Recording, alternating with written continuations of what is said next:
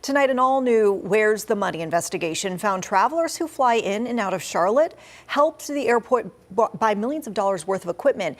But that equipment has largely sat unused for the last 2 years. WCNC Charlotte's Nate Morabito discovered the failure came at the same time the city started charging passengers more to use Charlotte Douglas International.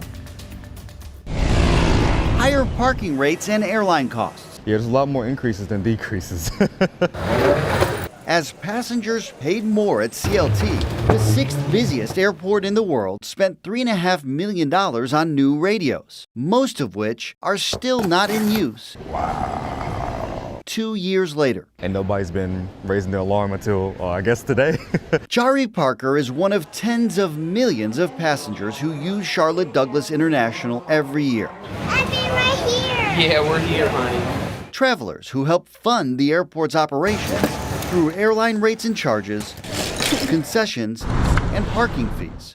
Parker says before he spends any of his own money, he always does his research ahead of time. I will also make sure that whenever I do get the item, it's going to work properly, because that's basics. Imagine his disappointment when he learned the airport bought 700 radios to help critical staff communicate before making sure they were fully compatible. Yeah, it sounds highly concerning.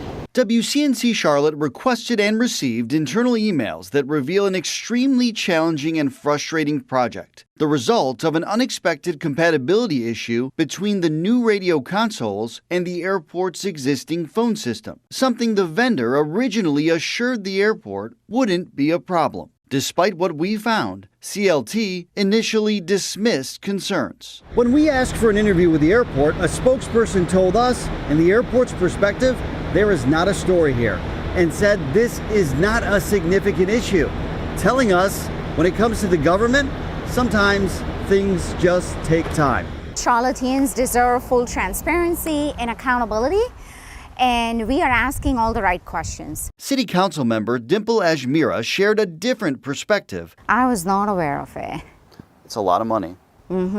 After we alerted the budget chair of what we uncovered. When we have investment that's just collecting dust, it is concerning. Charlotte City Council first approved the project as part of a citywide radio contract in 2019, with Charlotte Douglas actually receiving the radios in late 2023.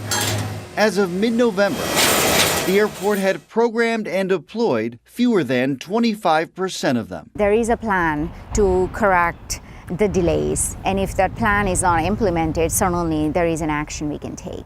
In the days after we interviewed Councilmember Ajmira, a CLT spokesperson answered WCNC Charlotte's questions. The airport blamed the delays on early rollout decisions made by a former team member who records showed the city fired in August, and technical challenges during programming and activation. The spokesperson added, since existing radios continue to work, at no time was the airport's radio network or its ability to maintain safe and reliable communications compromised. All radios are now expected to be upgraded by sometime in 2026. It's a shame.